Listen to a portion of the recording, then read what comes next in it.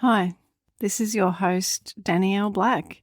Welcome back to the Post-Separation Abuse podcast. It's great to be with you. Thank you so much to those people who have already downloaded and listened to the most recent 2 episodes. Episode number 54, Protective Parenting versus Conflict Avoidance, the choice that changes everything. And episode number 55, Debunking Post-Separation Myths. Why do so many professionals get the recommendations wrong? I hope you've enjoyed those 2 episodes. I hope that you've taken something away from those. And please also remember that if you're ever listening to content that maybe doesn't necessarily speak to you personally because of your specific situation, think about whether or not there's someone in your world who might benefit from listening. Whether that person is already navigating the separation journey, or whether you have someone close to you who you know might be contemplating separation. The sooner we have information on our journey, particularly when it comes to protective parenting, the better able we are to make protective decisions for ourselves and for our kids. You might be listening to episodes of this podcast and wondering who I actually am. Who am I to be giving you this information? Why is it that I'm doing this work? Particularly if you're contemplating working with me in a one-on-one capacity, or even if you're considering signing up to the waitlist for the post-separation parenting blueprint.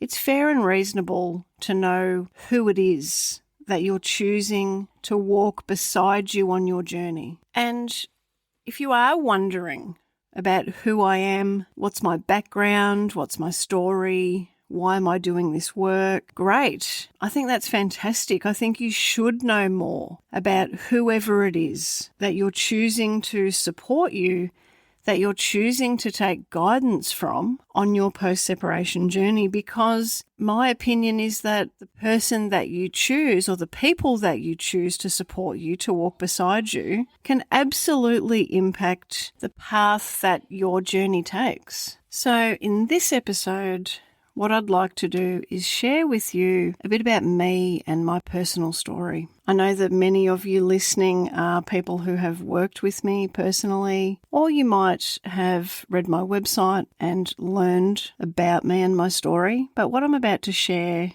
is information that probably only a handful of my one-on-one clients know to any significant extent. It's not something that I've shared on the podcast before or in any open forum, but I wanted to share with you more about my personal story because I think when you're looking for someone to support you on a post-separation journey, particularly with post-separation parenting, I think it helps to know whether or not that person has navigated what it is that you're navigating. Do they really get it? Does their knowledge go beyond facts? Not that there's anything wrong with facts, but what I know my clients, the people that find me, are drawn to me, resonate with me and my style of coaching, they're not wanting just factual, polished guidance. They weren't wanting a divorce coach who was a former psychologist or a former lawyer. And that's not to take away anything from coaches with that particular background. There's space for all of us to be coexisting because we're all bringing something unique. However, the clients that resonate with me and my style of coaching, they're not looking for polished, they're looking for real. They're looking for someone who gets it. And that's not to say that I don't have my polished moments. I am absolutely very professional. But I'm also just a real person. I'm a real mum. And I've experienced some really horrific things on my own post-separation journey. And so my clients know when I'm giving them guidance, advice, when I'm there with them in the trenches. They know that I'm not telling them to do anything that I haven't done or that I wouldn't have done in my situation. So much of what I'm able to support clients with is because I've been there, done that. You know, any mistake that you can think of on this post-separation parenting journey, that was me. And it's important that I tell you that and that I tell you my story, because with episodes like one of the most recent ones, when I was talking about the difference between being conflict avoidant and protective and really actually needing to make a decision about which sort of parent you are going to be, what energy you're going to embody. For years, I was conflict avoidant. That conflict avoidance harmed me and my eldest child significantly. So I guess that's something else that I really want to be communicating in this episode, that whenever I'm giving information, whenever I'm asking a question that might sound really challenging, there's absolutely never any judgment with that, because I've done all the things that I don't want my clients to do. I've made all of the mistakes. So the following is my personal story, the experiences that led me to do this work in the first place, and the experiences that led me to create the post-separation parenting blueprint, the experiences that led to me dedicating my professional life to supporting protective parents. And I'm not sharing my story for sympathy. I'm doing it to help other parents. I want you to understand that the challenges that you're facing are real, that the fear and confusion that you feel is really normal. It's an incredibly normal response to some really fucked up situations. And I also want you to know that it's possible to move forward and create positive change. So here goes. I met Mark when I was just 17 years old. Looking back now, with knowledge that I didn't have then, I can see that our relationship had elements of control from the very beginning. But I didn't recognise any of that as warning signs. They weren't red flags to me. They were just so familiar. You see, I'd grown up in an environment where I had been exposed to coercive control dynamics between my parents, strict gender role expectations, subtle control tactics. My feelings and preferences as a child were routinely dismissed. All of that was my normal, and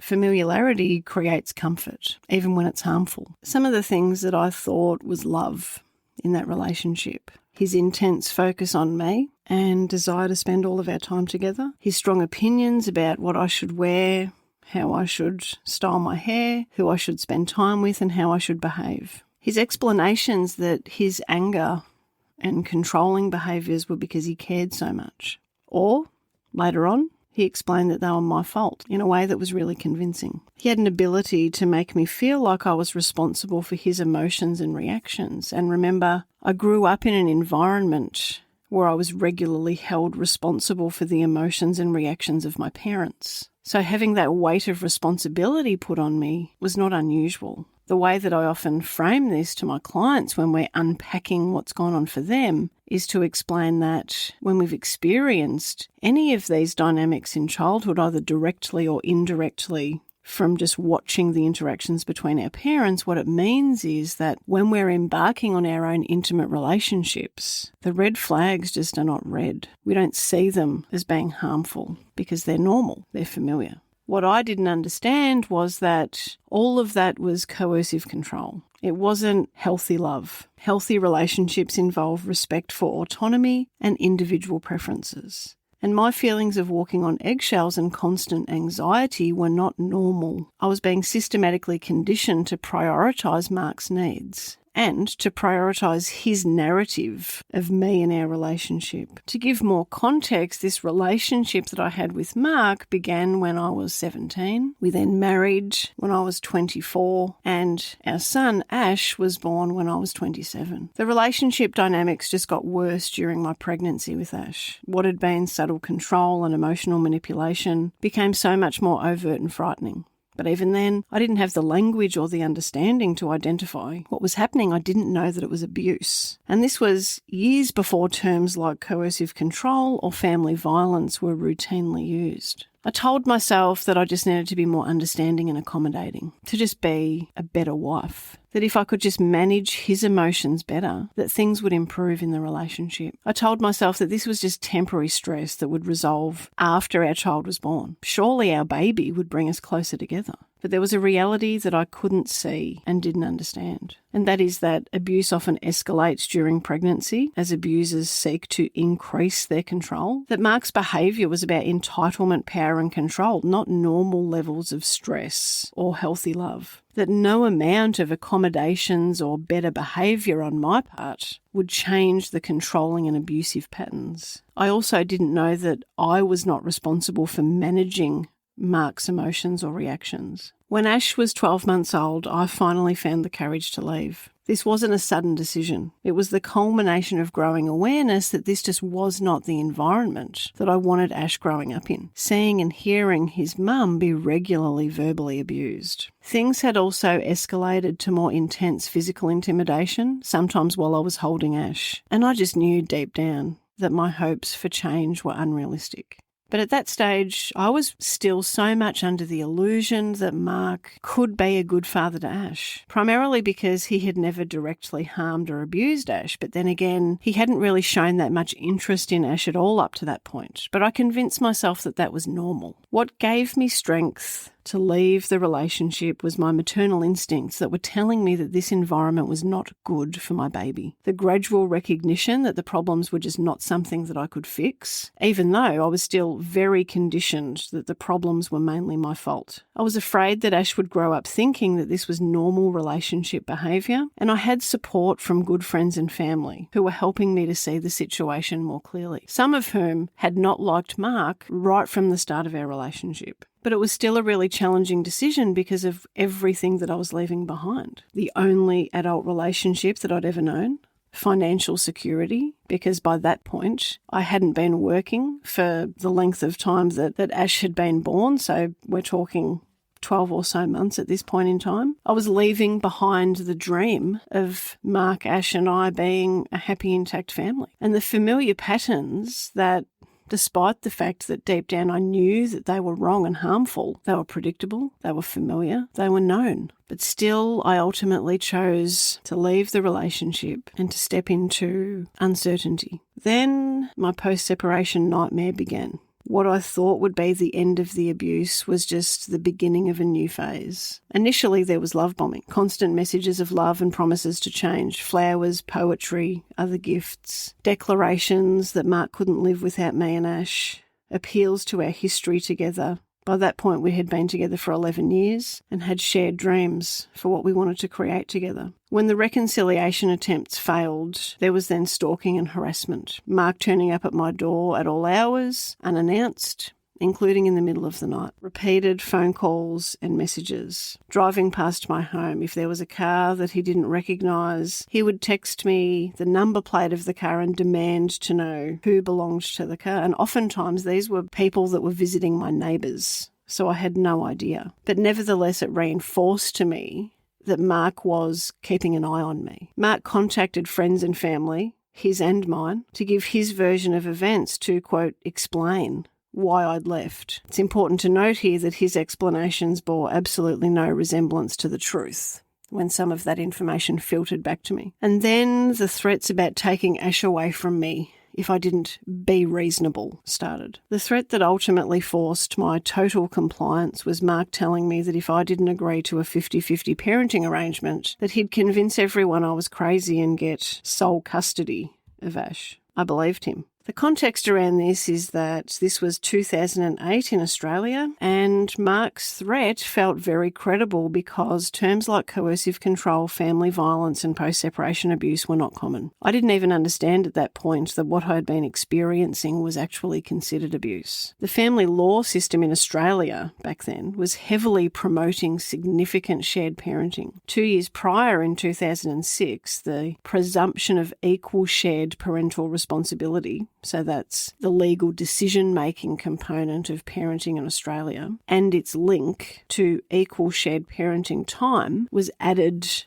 to the Australian Family Law Act. The impact of this change to the law severely impacted how post-separation parenting arrangements were viewed by professionals and the community as a whole. Despite the fact that this presumption was removed in 2024, the harm will take many years, perhaps decades, to be undone, because the bias and ideology regarding significant time and equal time arrangements is so deeply rooted in this country. Back then, I also had limited knowledge of child development research as it relates to separation. I also didn't fully understand the significance of my role and responsibility as Ash's primary caregiver. I was isolated, traumatised and financially vulnerable. I'd moved out of the family home and was struggling to make ends meet. Mark was living in the family home and was able able to use the offset account to cover the mortgage and other expenses. I couldn't afford a lawyer, and I was terrified of creating conflict. I just wanted things to calm down so that we could move on with our lives. My response was driven by an intense avoidance of conflict and honestly by sheer terror. I was afraid that if I didn't give Mark what he wanted, that he would absolutely follow through with his threats of court, which with everything that has happened since that time, I absolutely believe he would have done. And I was so scared that the courts would see me as vindictive if I resisted equal shared parenting, despite Ash's very young age and despite the fact that Mark had not been actively involved in the day-to-day care of Ash. I believed that I had no real choice but to comply with Mark's demands, and I hoped that if I cooperated, that Mark would eventually calm down and that Ash would benefit from that. I also just really wanted to be a good co-parent, and that meant agreeing to Mark's demands and avoiding the conflict. But what was really going on was a continuation of our relationship dynamics. Specifically, Mark having all the power and control, and me being expected to do what I was told or suffer the consequences. The tragic irony of all of this is that I really thought that complying with Mark's demands would actually protect Ash. I thought that avoiding conflict at all costs was in Ash's best interests. I mistakenly thought that we could be collaborative co-parents despite the control and abuse. I had no idea that post-separation abuse often escalates and continues for years. I didn't know that I'd be setting a very dangerous precedent of equal shared parenting time, that Mark would never agree to change, no matter the impact on Ash. And I didn't realise that how Mark treated me was as a result of his perceived entitlement, values, beliefs, attitudes, and other traits and characteristics, and that would also be how he ultimately treated Ash. The years that followed were marked by ongoing post-separation abuse, with the only temporary reprieve coming when I placated Mark and complied with demands. For more than a decade, I lived in constant fear. Fear of angering Mark when Ash was in his care, of what Mark might do if I challenged or pushed back on any of his demands or his constant criticism of me. I was afraid of losing Ash if I was seen as uncooperative by any professional that Mark might turn to. I was afraid of the emotional and financial cost of any ongoing conflict, and I was scared of making things worse for Ash by standing up to Mark, or even just putting in place the most basic of boundaries. Mark's ongoing control tactics included refusing to pay child support, insisting on 2- and 3-day rotating schedules that were convenient for him but kept me in poverty because it meant that I was unable to return to my previous work for years, whilst of course he repeatedly criticised me for not working enough. He maintained negative false narratives about me to his family and other people, including on social media, a lot of which was screenshotted to me and sent to me by other people. He would often create a false intimacy between Ash and his various romantic partners over the years and encourage them to provide significant care for Ash. And he used every in-person interaction with me as an opportunity to criticise and intimidate me. Throughout all of this, I carried so much guilt and self-blame. I'd convinced myself that the abuse was my fault, that I'd pushed his buttons and brought out the worst in him, that if I'd just been a better person, a better woman,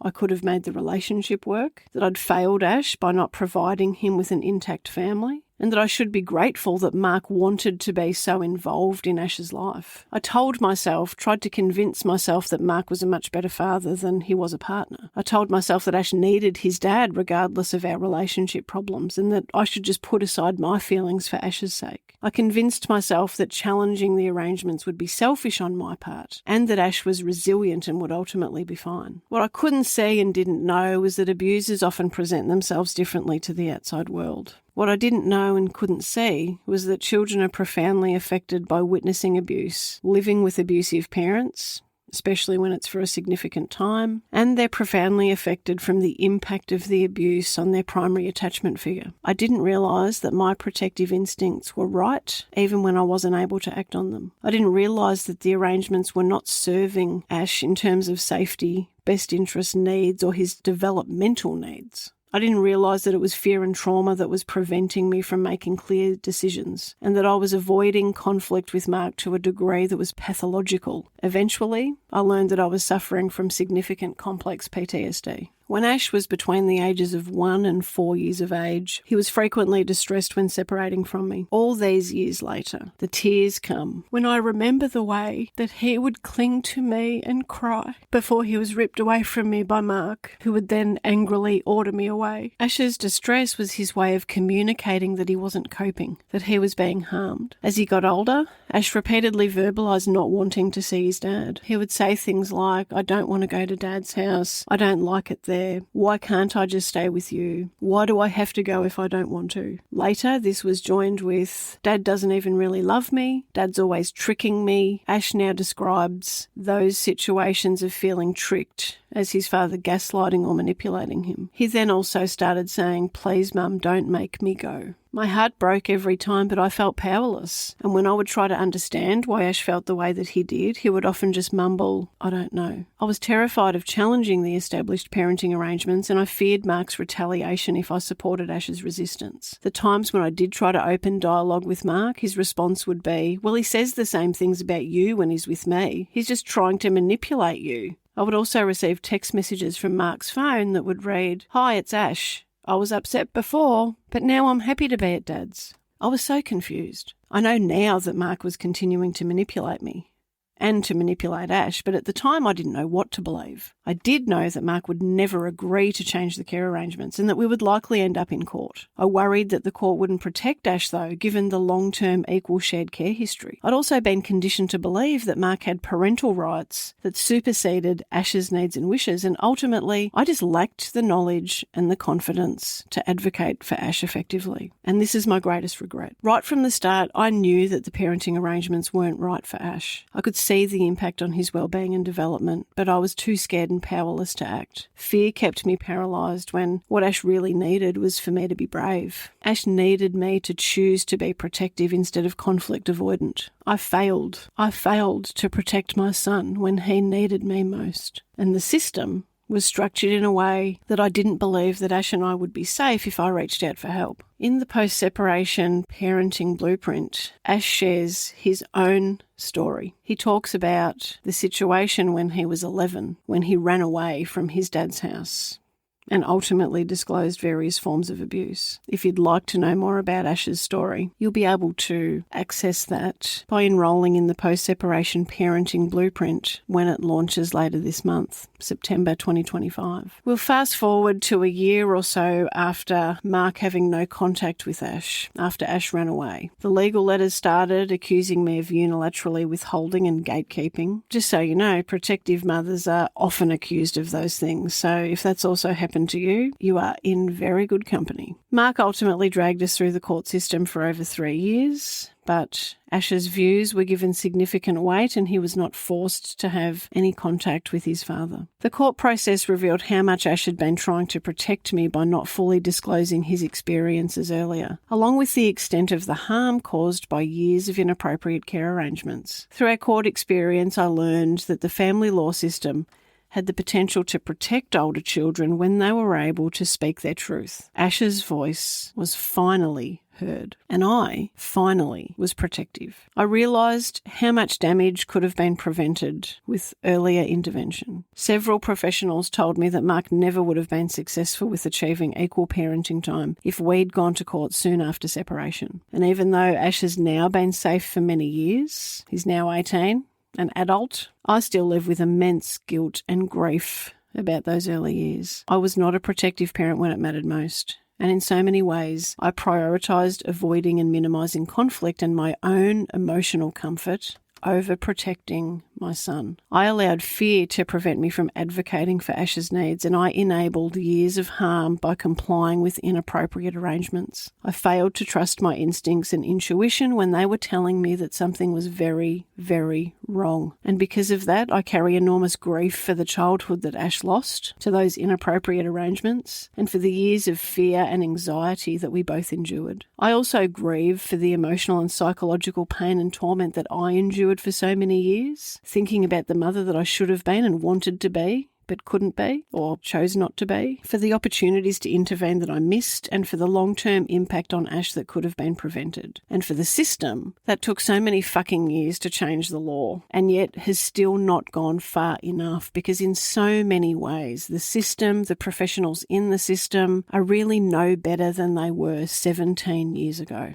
I know I was a victim too, but I'll still never forgive myself. And that's something that I want you to know. When you are facing a choice between being protective or being conflict avoidant, because understanding the trauma that keeps you in a conflict avoidant place does not eliminate the guilt. Believe me when I say that. Intellectual knowledge about abuse dynamics doesn't heal the regret. Ash's love and forgiveness does not erase my self-condemnation. What we were subjected to, even though I'm now almost 20 years post-separation, it still haunts me. But I don't want to end this episode all doom and gloom. There have absolutely been plenty of silver linings. When Ash was 4, I married Drew and went on to have 3 more children. We've created a loving, healthy family, proof that healing and happy endings are possible. Our family now demonstrates what healthy relationships look like, and that it's possible to break cycles of intergenerational abuse and create different patterns. Healthy patterns. I've also experienced firsthand that children and adults can heal from trauma with lots of love and lots of the right kind of support. Hope and healing are possible even after profound harm, and protective parenting, when it's finally implemented, is healing for both parents and children. Ash has grown into a thoughtful, articulate young man who understands his experiences and has found his voice. He's living proof that children can heal and thrive when they're finally protected. Now, through my work as a separation, divorce and protective parenting coach, I support other protective parents to advocate for themselves and their children before, during, and after separation. And this work isn't just my profession, it's my mission. What drives my work is the knowledge that other parents are facing the same fear and confusion that I experienced, and the system and the professionals that work within it fail protective parents and children on a daily basis. Protective parents and those who work in the family law space, or those who support protective parents in some way, need knowledge and support to advocate effectively, because the reality is that a significant amount of professional guidance currently tends to prioritise adult comfort and adult concepts of fairness over and above children's safety, developmental needs, and overall best interests. I am determined that other children should not endure what Ash endured.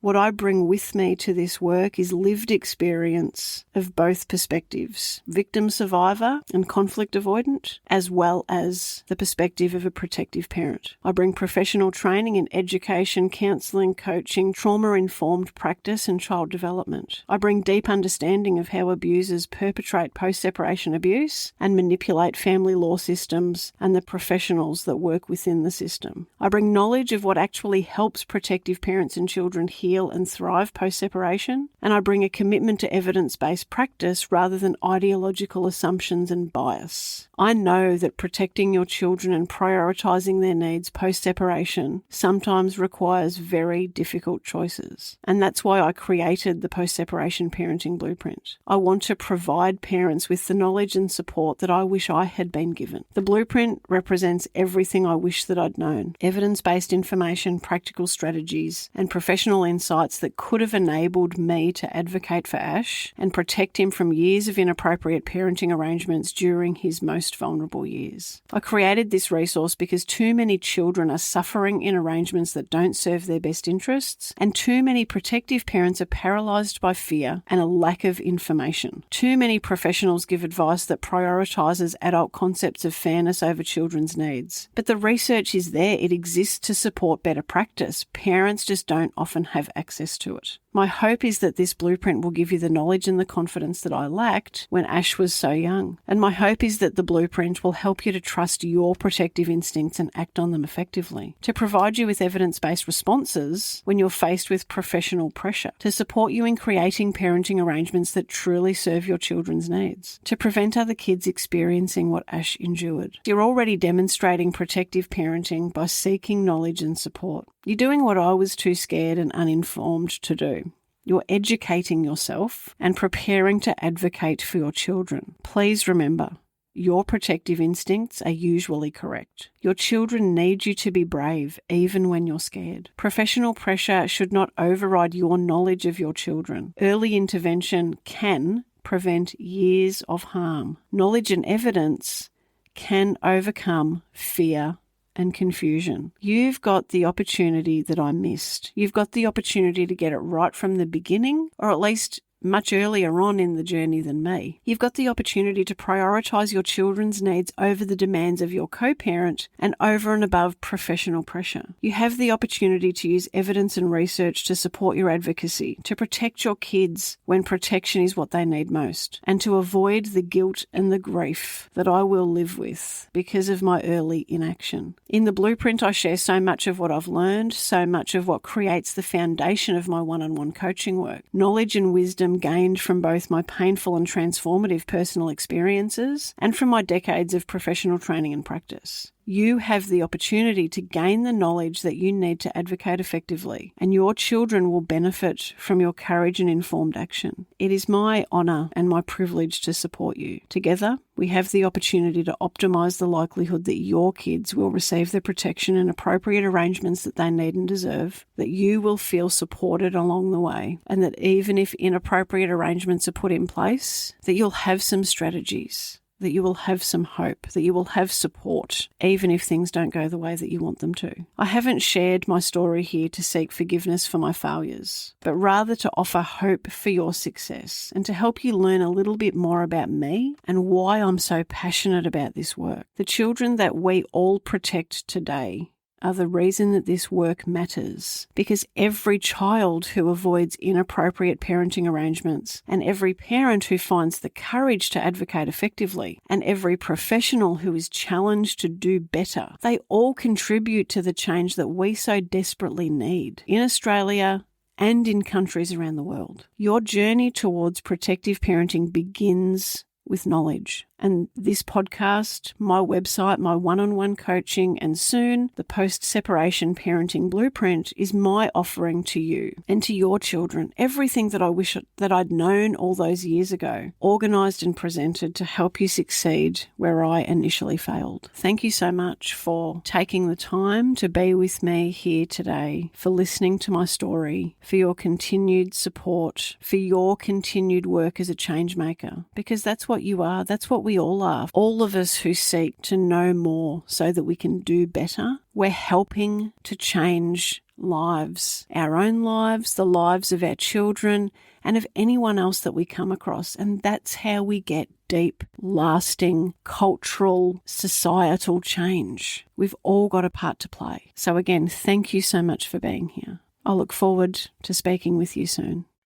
There's a moment where the noise stops landing, where the chaos loses its hold. That's it for today's episode of the Post-Separation Abuse Podcast. If you found this helpful, you'll love the Post-Separation Parenting Blueprint, the foundation of everything that my team and I teach, now available to all protective parents. Whether you work with us one-on-one or navigate your journey independently, the blueprint is where everyone starts.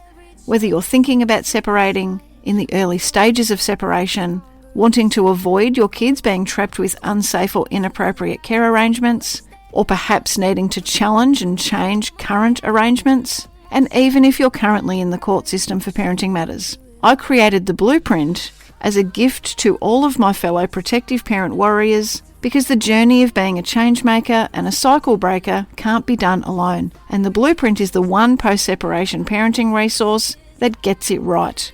Child development, safety and well-being put first, with the evidence to back it up.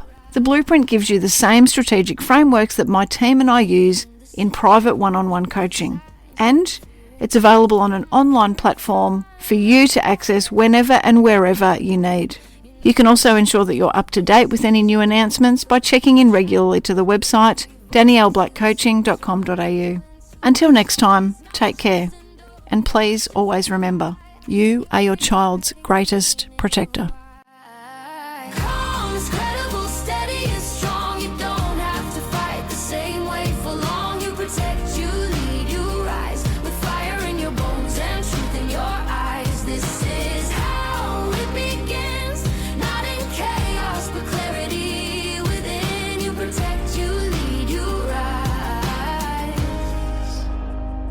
This isn't revenge. chaos. This is design, a future rewritten line by line. You don't burn it down, you build it right with wisdom, strategy, and quiet mind.